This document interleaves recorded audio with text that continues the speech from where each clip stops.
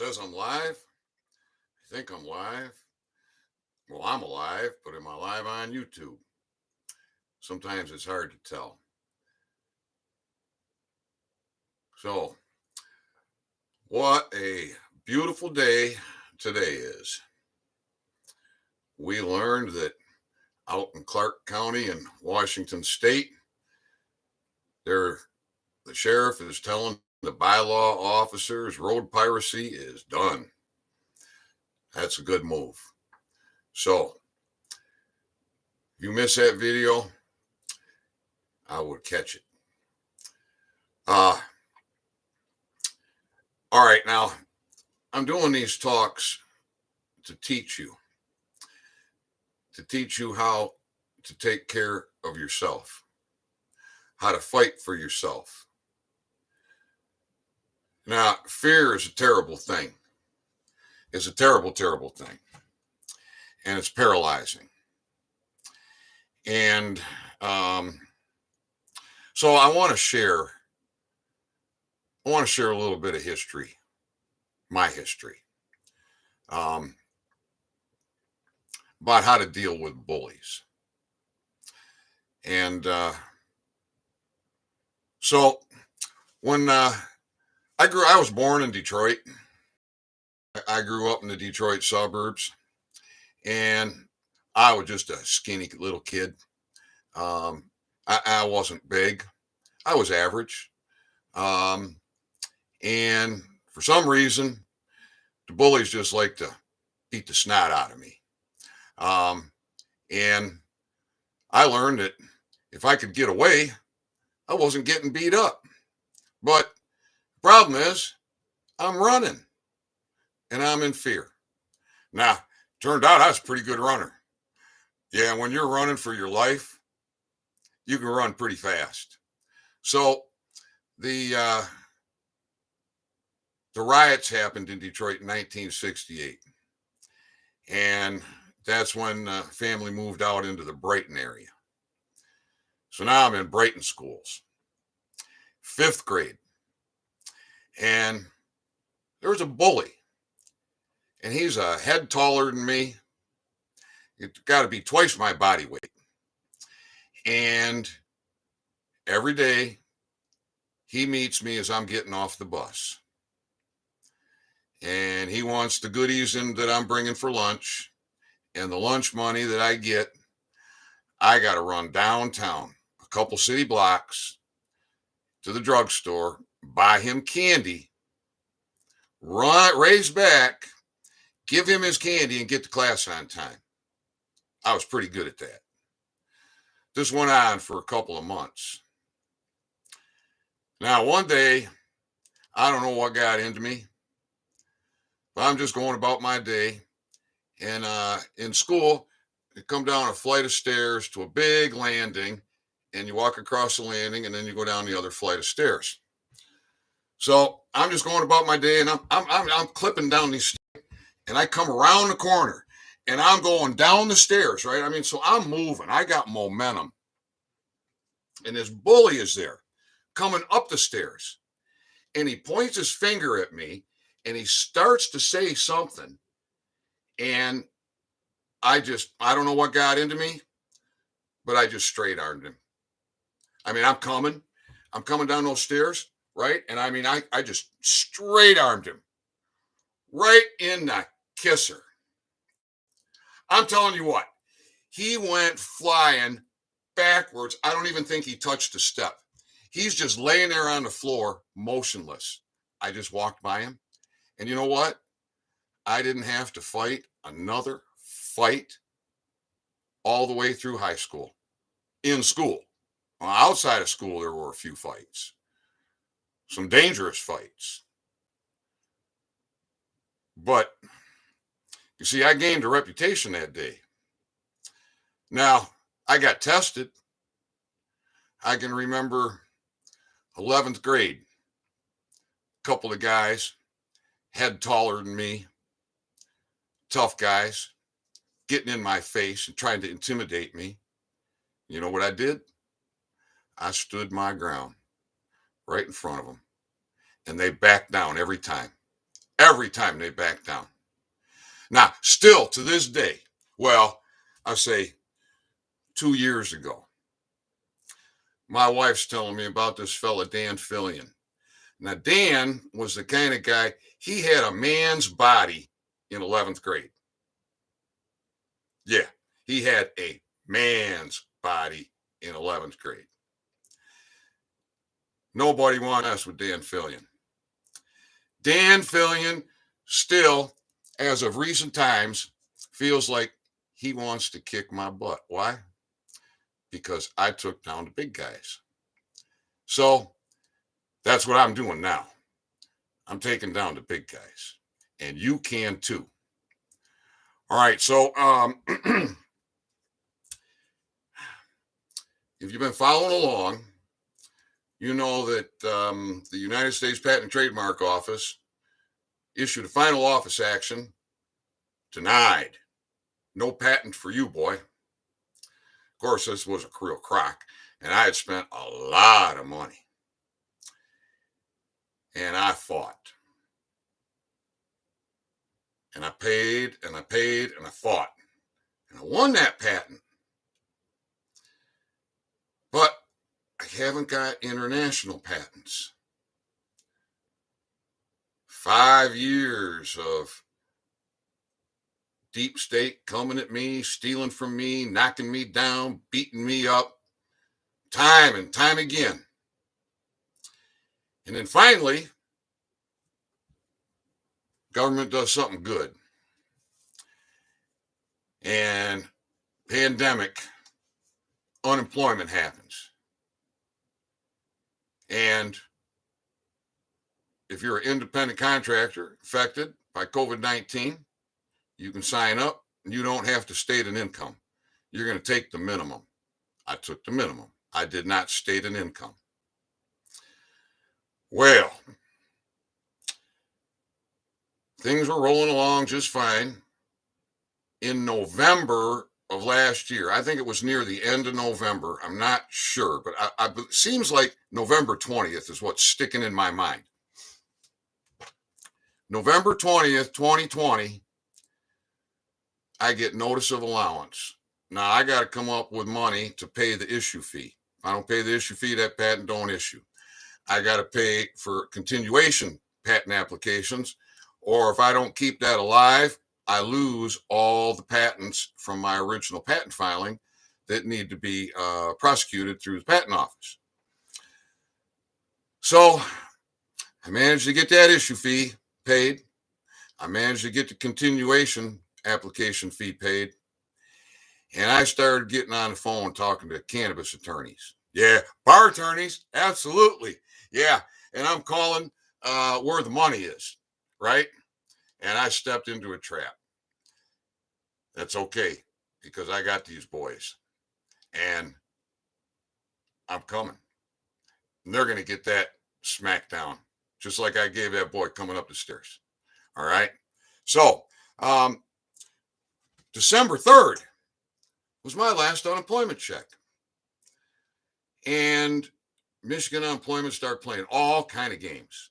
So call for an appointment, schedule an appointment, and they don't call. Try to schedule another appointment, and my phone number is disassociated from my account. Somebody else is using that number. Well, how'd that happen? I'm trying to get that straightened out.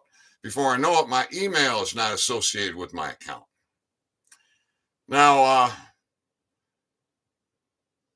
things just go on and on and on. And then one day, unemployment says, hey, boy, you owe us a lot of money. You're going to pay it all back. And they start sending me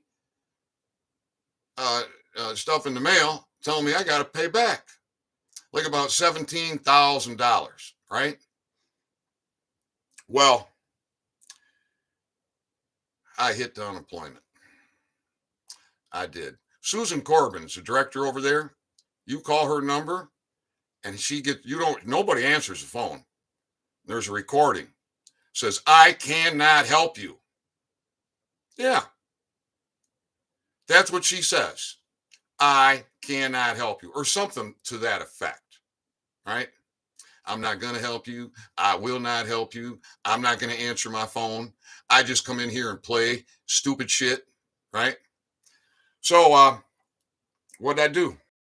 Well, I hit him, and I hit him hard. There's PCAPs. There's affidavit. Now, I sent this out 6/10. Now, this was after I had a hearing with an administrative judge for my case. Oh, my goodness. We'll get into the details on that. I won. I won in that kangaroo court. I did. And I got notice that I won. Did I get any money from unemployment? No. No, I started getting more mail. Let's see. August. Well, I'm gonna back up here. So we're in affidavit. We're in court. So before the court hearing could end, I sent another one. Real smart move on my part, I'm sure. And we're going to talk about that. So let's take a look at some of the things that unemployment did. All right. And interestingly, our governor, a wonderful governor, she's in on all of it. She's in on all of it. See, her name is right here. Her name is on every one of these papers. Well, now I don't know about every one of these papers.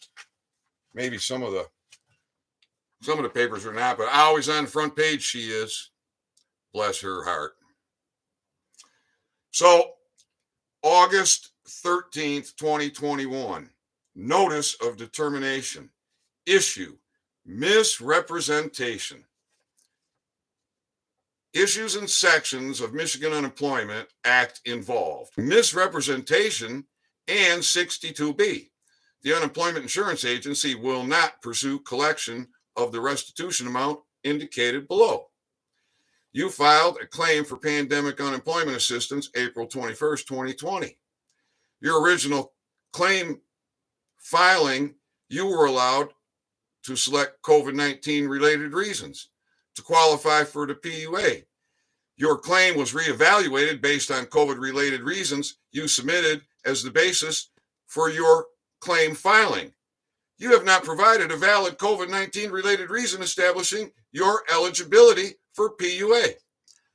A lie, a flat out bona fide lie. You were paid benefits that you were not entitled to receive. Another flat out lie. Your claim for PUI assistance is denied. As a result of the denial, you owe restitution for the overpayments in accordance with the MHC Act.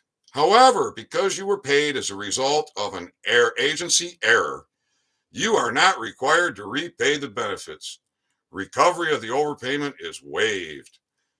Well, now, on that same day, August 31st, they sent me another letter. And it says here, your weekly benefit amount was calculated based on a statement of net income amount you provided in your claim filing. You did not provide a statement of net income, or you did not have sufficient income to result in increased WPA. You received a minimum PUA weekly benefit amount of $160. Your WBA is more than the $160. You will be required to submit proof of your net income. You will receive a separate request to provide your document. Well, this is just nothing but nonsense. And what are they hitting me for? Misrepresentation. They're in here. I wish I would have highlighted. They tell me that my situation existed before the pandemic. So what does that mean? Does that mean I was affected by COVID before COVID? Because being affected by COVID as an independent contractor, is what got me the money. So my straw man's supposed to be getting this money that I can benefit from, right? It's always a straw man. It's all caps. And misrepresentation. Well, now I have notice of determination, monetary redetermination, determination, redetermination. I mean, this goes on and on and on. So what did I do? Well, I sent certified mail for the hearing,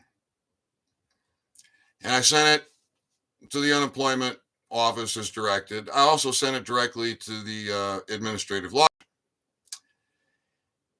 And I get my hearing day, date, and I call, and the administrative law judge has not received the certified mail that I sent, and I'm talking a stack. I'm talking a stack of paper, lots of evidence, lots of PCAPs. She don't have it. Well, I've given affidavit of hardship. It don't matter to these people. Why? Because they want you sick. They want you helpless, hopeless, hapless, desperate. They want you in pain and misery and broke. It's a fact. That's how they get their kicks. Mm-hmm. So I hit back. I hit back, and I hit back hard. So we'll see how far I get through on reading this, all right? And really, this is for your education, people, so that you can fight back in court. See, she lost. And this parasite here, this treasonous rat, Kalkaska County Sheriff, 231, I want to say 258-8686. I had it, but I had to look. 231-258-8686. That's the number for the Kalkaska County Sheriff, Treason Rat Pool Department. Yeah. Anybody wants to call over there and give a piece of your mind, I advise you to do that. And let them know that God's coming. God's coming and bringing justice. All right. So this is to Susan Corbin, acting director, Connor Clemens, claims examiner, and Lindsay Wilson, administrative judge. Notice of civil rights violations, notice of maladministration, notice of misadministration, notice of fraud. I got him. I got him with the fraud. Constitutional demand, common law, notice of change in contract terms, notice of right to arbitration, notice of treason. Notice to agent is notice to principal. Notice to principal is notice to agent. Notice by affidavit. Now we come into court. Comes now affidavit, one of the people, as seen in the Michigan Bill of Rights, Article 1, Section 2, Michigan Constitution. G. Juris in this court of record do make the following claims. Well, why didn't you come in under number 1, Ethan? Well, I could have. And maybe I even got it in here. I believe I do. I haven't looked at this. Oh, yeah, I do. So why did I come in under number 2? Well, let's read a little bit more here. With this document, I am asserting my constitutional duty, because it is my duty, to instruct you and remind you of the people's rights, your oath, your obligations, and represents my constitutional demand for fair and equal treatment. You are further noticed as follows. All right, that's a clue on why I came into court with Section 2. However, the first one that I post here is Article 1, Section 1. All political powers inherent in the people, government is instituted for their equal benefit. Please take further notice that any denial of the protection and maintenance of the people's individual rights are maladministration, treason, and an insurrection against the people. 2, equal protections. This is the one I came in under. No person shall be denied the equal protections of laws, nor shall any person be denied the enjoyment of his civil or political rights, or be discriminated against in the exercise thereof because of religion, race, color, or national origin.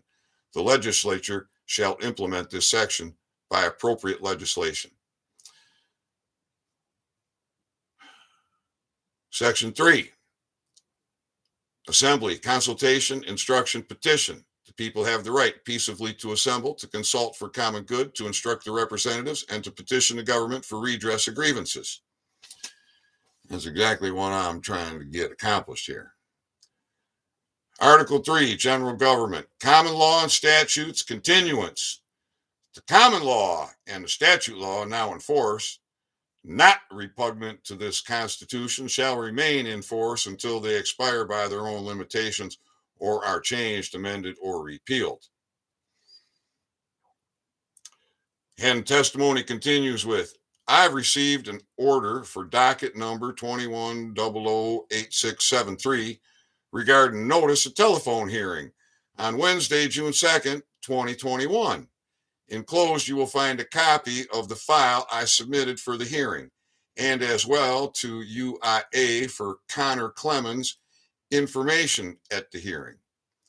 Please take further notice that I have been under attack in a warlike fashion by bad actors within at least one federal agency and Michigan State Departments, a foreign entity, and others over the years that have an appearance of coordination that have had an extreme negative impact to my personal and professional life and happiness. That is suppression, breakthrough health discoveries that I can and have documented and have published as public information. The appearance of a coordinated attack, that's conspiracy. And that's certainly what appears to be going on. Where's this coming from? Who is going to be most affected by an amazing breakthrough discovery in health? Who is that going to disrupt?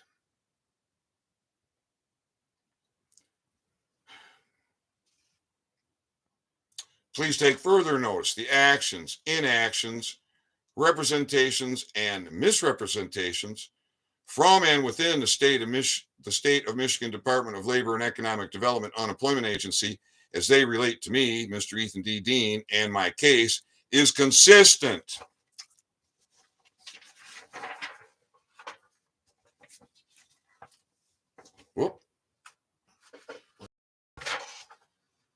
Is consistent with the issues I've been dealing with in other government agencies and bad actors and personnel of said departments and agencies. It is my belief and feeling that the way in which my case has been handled is very unusual and irregular. Furthermore, I find it interesting that UIA claims examiner Connor Clemens stated that I did not respond in June 2020 for ID verification during the phone hearing, 6/2/2021, and that in this case, UIA is requiring a social security card for requiring a social security card for social security number and ID verification. What is interesting and weak in position is that in June 2020, I received a request for information letter ID blah blah blah Exhibit 13 and 13A submitted for June 2nd hearing. This request was questioning about false information and was requesting, with the wording top of page 2 of 4, additional information is necessary regarding misrepresentation. SSA ID verification. After answering the first question, either yes or no, the following is, why did you provide incorrect information? And so why was I not being denied benefits for being questioned on misrepresentation and false information and not responding with an answer? You see, these people, they got their heads so far up their behind, a belly button glass isn't going to help them. They just can't see the forest through the trees. They don't want to. Please take further notice. Government is to be open, accessible, accountable, and responsive. And it is my wish, order, and demand for accountability to determine the issues and seek redress. As such, identifying the issues, whether misadministration, maladministration, fraud on one of the people, civil rights violations, bad actors within government, nefarious acts, treason, incompetence, flawed processes, or flawed procedures, or just simple happenstance, requires an investigation with a complete accounting to make a determination on the issues. Letter ID, blah, blah, blah, dated May 20th, 2020. Please refer to exhibits 14, 14A, 14B, 14C, 14D, as this is the request of information that I did respond to with a handwritten letter, date May 28th, 2020. In the response, I enclosed a copy of my passport, driver's license, builder's license, and met the burden of proof for ID verification as indicated in the order following the telephone hearing June 2nd, 2021. You see, this idiot, Connor Clemens, apparently he needs my social security card for identification. Yeah. Do you know a social security card is not an ID card? Do you know that a social security card is not required as ID because it's not an ID? But Connor Clemens, examiner, he keeps insisting that I got to give them a social security card. Now, Social Security Department is closed. Yeah, pandemic, right? You go there, knock on the door, ain't nobody going to answer, ain't nobody going to let you in. You call on the phone, nobody going to answer. At least they don't when I call. So I go online to Social Security. I'm going to get that card, right? Nope, I'm not. Why? Well, because in order to do it, I got to lie. What do you mean you got to lie?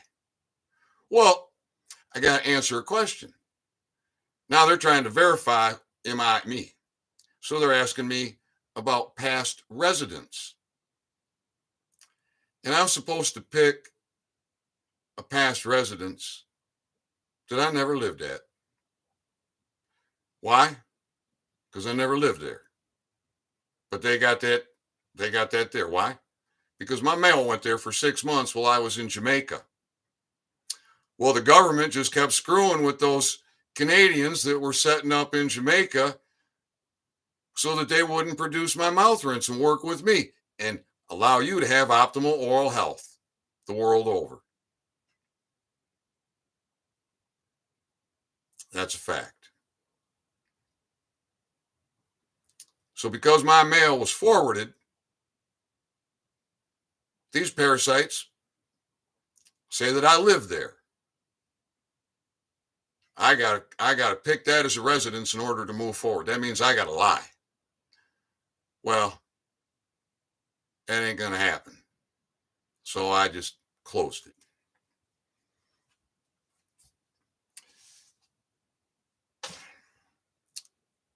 So we'll continue reading here.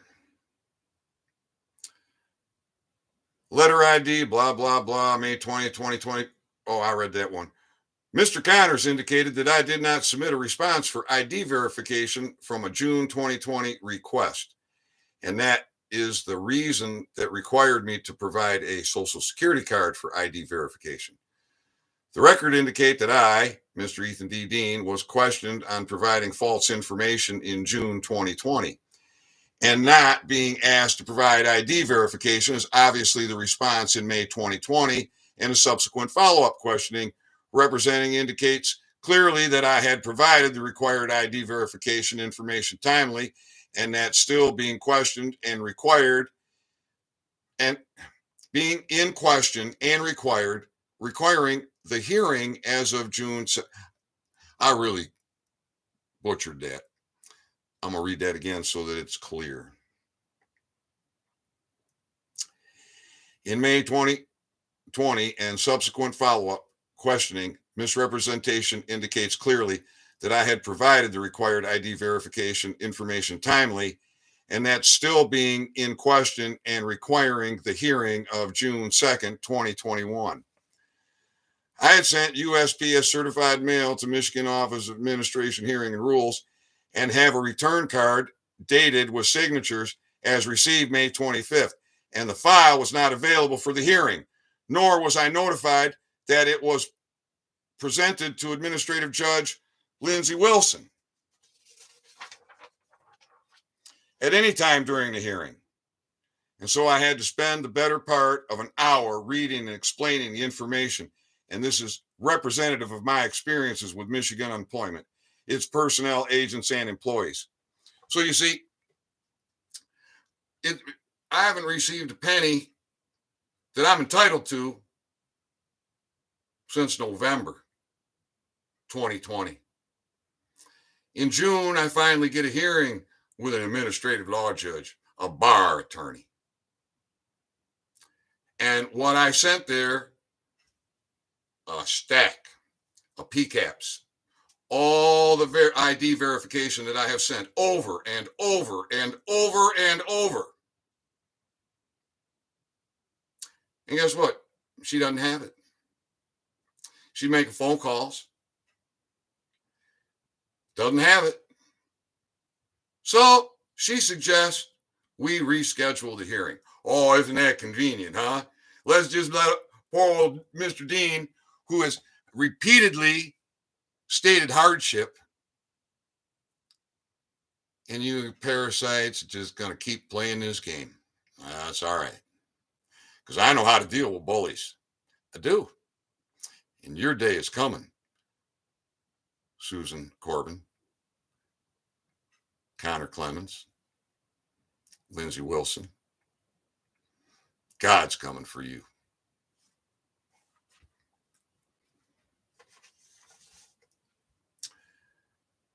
The hearing early on, Lindsey Wilson asked claims examiner Connor Clemens why they had changed my name in the record. And I believe Mr. Clemens responded, sometimes that happens.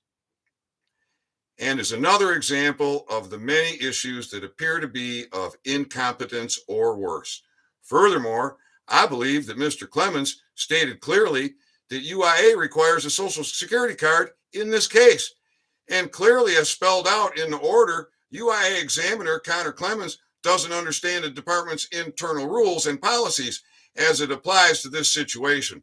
Or if examiner Clemens is known to be highly knowledgeable and competent in his area of work, this would indicate that there is something else going on.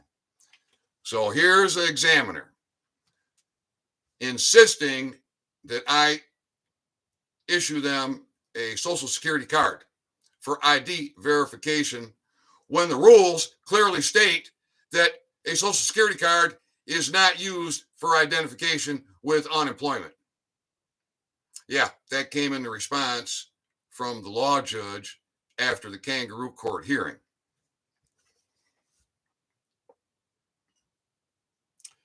Clearly, I completed requests for information June 2020, took the time to photocopy, and I mailed them. However, UIA claims to have no records, and yet, additionally, I have not received the sent mail returned as not available. So if I sent mail and they didn't get it, shouldn't it get returned to me?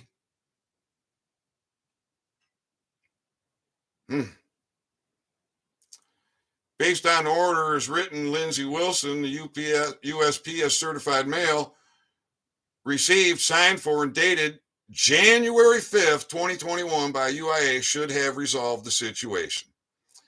Based on the order as written by Lindsey Wilson, the United States Postal Service certified mail received, signed for, and dated March 19th, 2021 by UIA should have resolved the situation. Based on the order as written by Lindsey Wilson, the USPS certified mail received, signed for, and dated May 10th, 2021 by UIA should have resolved the situation. Based on the order as written by Lindsey Wilson, there should not have been any issue to resolve, as I had successfully fulfilled the burden of proof timely at the onset. Furthermore, my timely online protest and submission December 2020 of identification documents submitted should have resolved the situation. So let's see, it should have been resolved in December.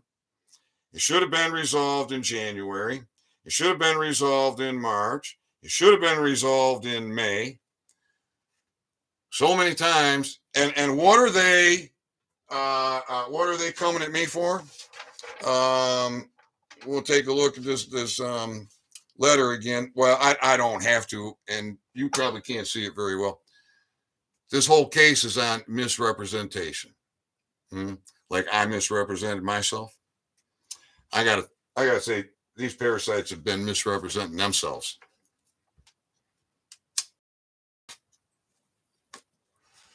That's a real talent to light a short cigarette and not take out the mustache. Furthermore, my timely online protest and submission December 2020 of identification documents submitted should have resolved the problem. The hearing with Lindsey Wilson and Connor Clemens, June 2nd, 8:30 a.m. was recorded, and it is my wish, order, and demand that a complete copy of the recording be sent to me at my Kalkaska address within 10 days. Additionally, I also wish, order, and demand a complete accounting of all external and internal department correspondence within all UIA division and departments involved in my case, including all phone records, emails, and handwritten notes for all involved in my case, and a thorough accounting of how my personal information has been cataloged, stored, and secured, and that it is collected once all my personal information documents that I have submitted have been gathered, accounted for, categorized, securely return them to me with the accounting and report to my Kalkaska, Michigan address no later than July 12, 2021. In the detailed report that you will complete, be sure to include the names of all UIA personnel that touch my case and their responsibility and duty. My name was changed in the record. If this just happens, as Mr. Connor claims, it is an issue, or maybe a malware issue, or faulty equipment issue, or some other issue. Please provide a detailed explanation of how this just happens and at what rate of occurrence, i.e. 1 in 10, 1 out of 100, 1 in 100,000 cases as example, and explain what is the UIA policy for remedy within the department. So apparently they got a problem there. And it just happens.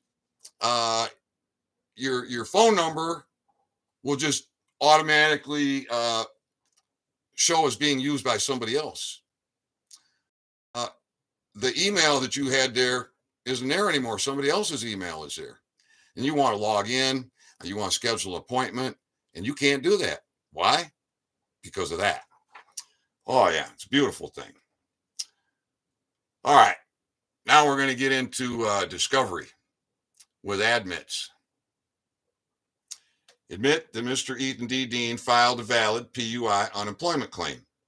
Admit the June 5th, 2020 letter, ID, blah, blah, blah, was about misrepresentation and false information. Admit the June 5th, 2020 letter, ID, blah, blah, blah, was about misrepresentation and providing false information, was submitted as Exhibits 13 and 13A for the June 2nd, 2021 hearing. Admit that Mr. Ethan D. Dean read aloud the submission as it was not available for administration. Judge Lindsay Wilson. Now, she should have had that a week before the hearing, had reviewed everything, and just picked up the phone and said, Dean, I reviewed your stuff here. This is a problem and a problem here. We're going to get this corrected and we're going to send you your money. That's what she should have done. She should have had that file, read through it all, but no, they made sure she didn't get it. And so now she's going to ask to postpone so they can extend the hardship they have placed upon me. Right? Well, make sure I didn't lose my place. Admit that the June 5th about misrepresentation and providing false information that was submitted as exhibits 13, 13A for the June 2nd, 21 hearing required a response by June 15th, 2020, yet no action was taken by UIA in a determination until December 2020. Admit that a scheduled phone conversation recorded December 2020, the UIA representative informed Mr. Ethan D. Dean that UIA had no record of his submissions pertaining to ID verification, which I had submitted over and over and over and over. Admit that on a scheduled phone conversation, December 2020, the UIA representative was falsely claiming UIA had not received any submissions prior to December 2020, as obviously claims of submitting false information is indicated of submitting information. All right, now I keep telling you, we can't fix stupid. You see how stupid that is? They're telling me I didn't submit, but yet they're telling me I submitted false information. I didn't submit any false information. Parasites. Admit that the Social Security Administration is the proper place to request a replace. Oh, I think I skipped something. I did.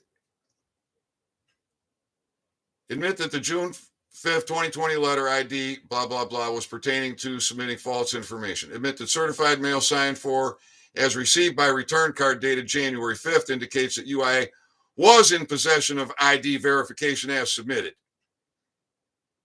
Admit that Mr. Ethan D. Dean was instructed to visit the Secretary of State for an unneeded, unrequired Social Security card by UIA representative ID verification during the December 2020 phone call.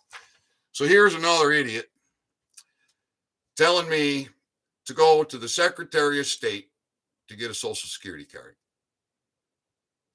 You don't get a Social Security card at the Secretary of State. You get it through the Social Security Administration. Admit that sometime after February 2nd, 2021, UIA changed the correctly entered name of Ethan D. Dean to some other name within UIA system. Admit that Connor Clemens says that sometimes someone's name will just change in the system. Well, that's some kind of a problem there that they need to fix. Admit that keystrokes or equivalent are required to alter information in the UIA computer system that control claimants' information.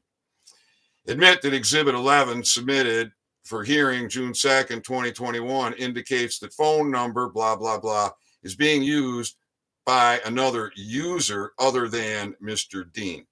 Admit phone number is the phone number submitted by Mr. Ethan Dean to UIA.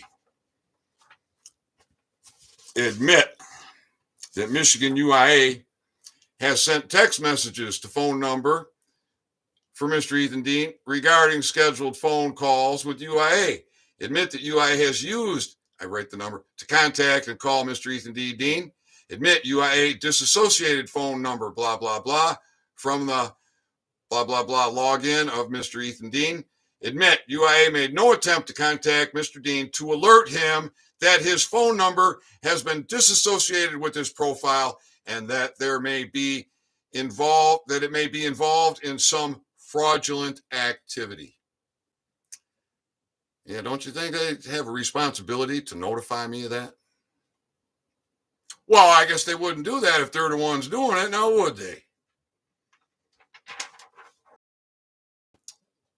Admit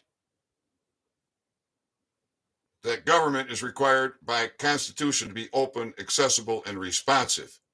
Admit that a government's duty is to operate for the best interest of the public. Admit the state of Michigan Department of Labor and Economic Development Unemployment Agency is a government agency bound by the Constitution/trust indenture. Admit that Administrative Law Judge Lindsey Wilson, bar member, requested to reschedule the hearing because a certified mail timely submitted for the June 2nd hearing was not received May 25th, 2021. Yet not, or was, the hearing was received May 25th, 2021, yet not delivered to her for the hearing, which was June 2nd, right? So they had a week to get that in her hands. Admit that further delaying resolution to the issue of ID verification for Mr. Ethan D. Dean would be a further hardship. Please take further notice that the Bar Association is a private association. The people have not authorized private foreign entities to use our governing agencies as their representatives, policymakers, police, employees, or courts to attack those who stand in their position for people's protections of civil rights. If you believe that you or any other public servant or governing authority were given constitutional authority to act without accountability, please show the authority in the state constitution and where we, the people, gave any public servant the power to interfere with the will of the people within 10 days of receipt of this notice. Failure to acknowledge the facts presented herein and take swift action to correct any injustices against any one of the people of the great state of Michigan is unacceptable, evil, and wicked. Please take further notice that it is my wish, order, and demand that you share this notice by affidavit with UIA Administrative Law Judge Lindsey Wilson and UIA Claims Examiner Connor Clemens and not suppress it. Then we go into this as an affidavit, contract, change of terms. Now, we got all that language in there. I gave them 10 days to respond. Remedy shall be had in part to release the benefits withheld to Mr. Ethan D. Dean, if not done so by the day you receive this notice, and to comply with my wish, order, and demand to complete an investigation and provide me with complete report by July 12, 2021. Furthermore, I fully reserve and retain any and all rights to remedy and forfeit no rights with, by, and through this declaration. Then we got the notary verification, right? And then all the exhibits. Now, I said that I sent them another one, and that I think I was pretty smart doing that. And this is short. This one went overnight. This one went 5 days later. So the other one went on 6/10. This one went on 6/15. And there's very little in here. This isn't going to take long to get through it all, but this is fire. I had this done before the hearing was over, which was a good move on my part because these parasites have no intention of being honorable. So we're going to skip right down into the past all the opening and the constitutional articles sections that are dropped in here, and get right into some of my money. I have received the order for docket number blah blah blah regarding notice of telephone hearing of Wednesday, June 2nd, 2021. Your office is in possession of my USPS mailing, certified mail. You, Susan Corbin, have not corrected my account based on UIA order of either of my two affidavits and notices. Your office is not accessible with a live person. No state operator will answer my calls. The state's constitution clearly requires government be open, responsive, and accountable.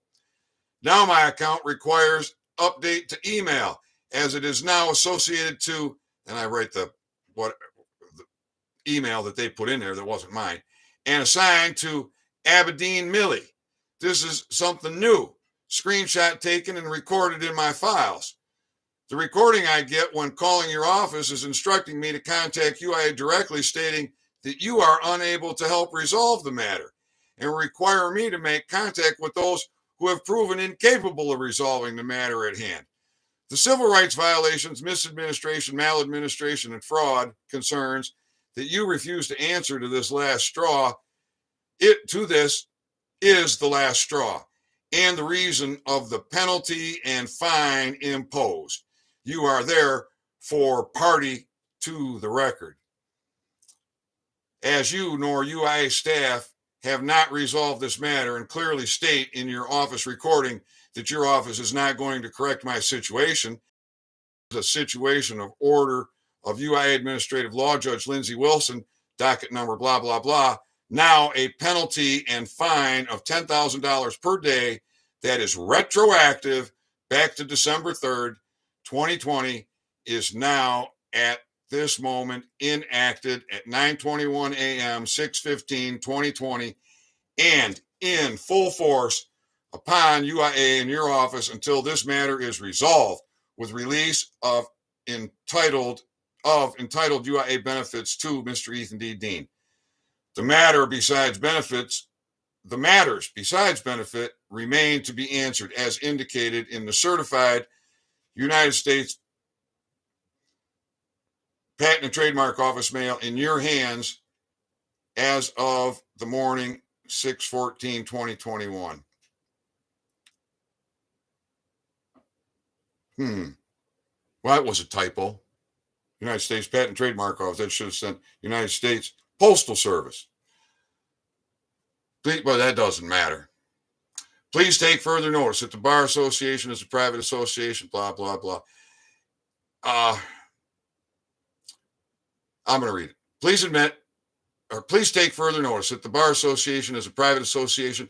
The people have not authorized private foreign entities to use our governing agencies or their representatives, policymakers, police, employees, or courts to attack those who stand in their position for the people's protection and civil rights.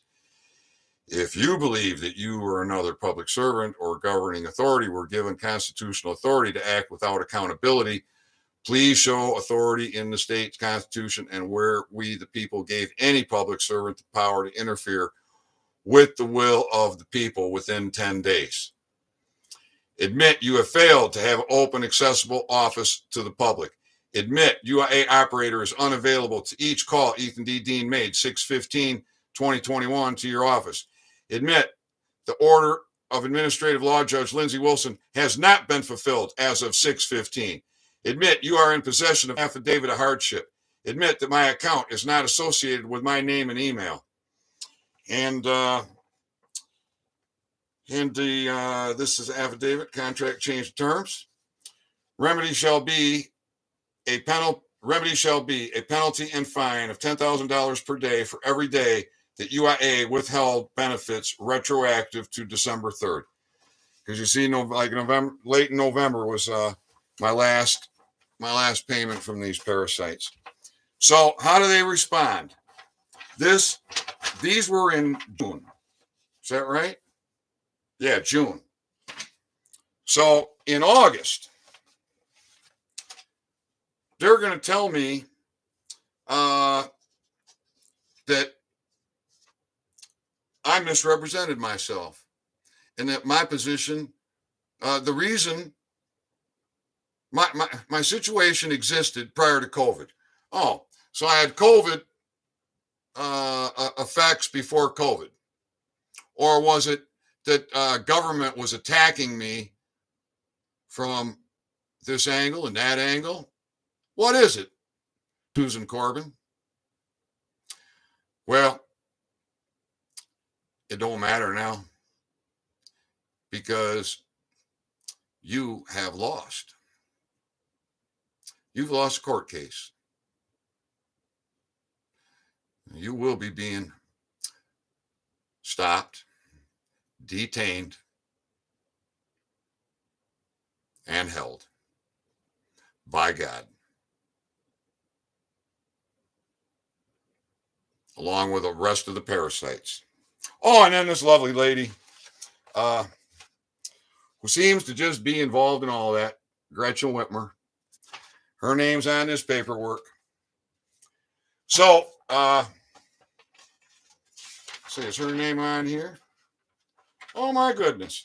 You see this parasite here?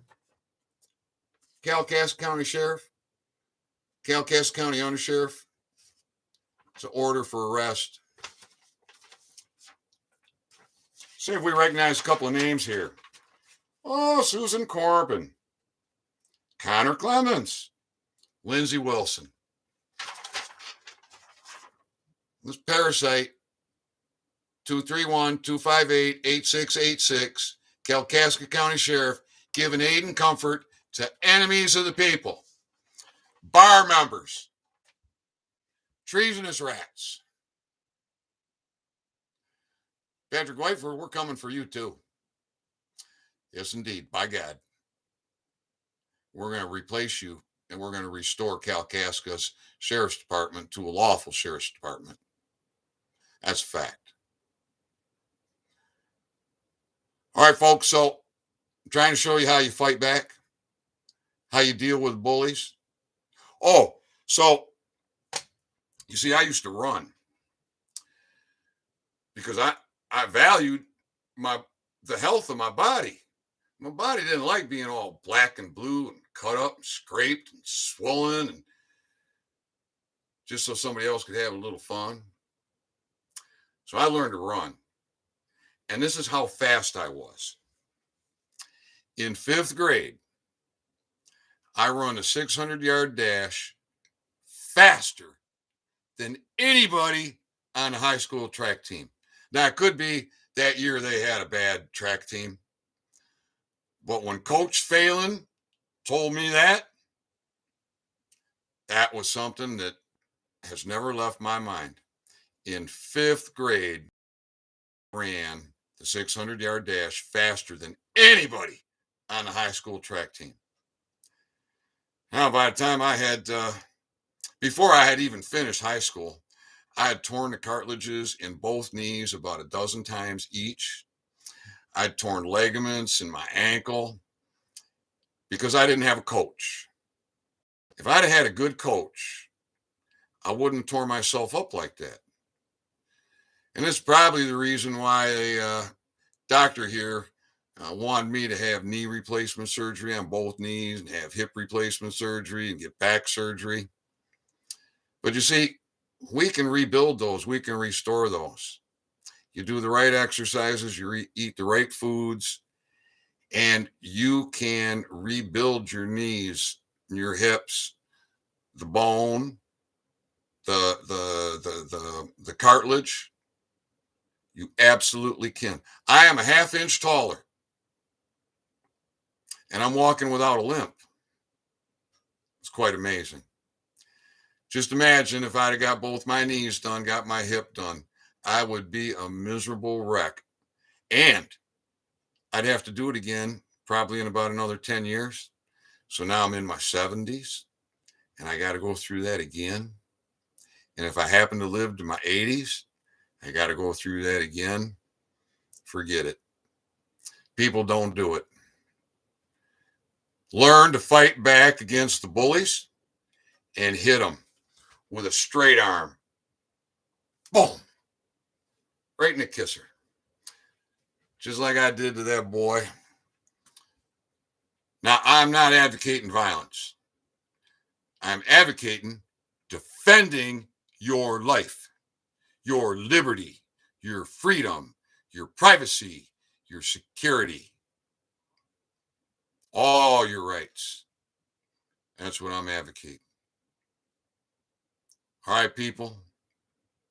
Now, in Clark County, Washington State, sheriff has called the state police, all the bylaw police in, and told them your road pirate days are over.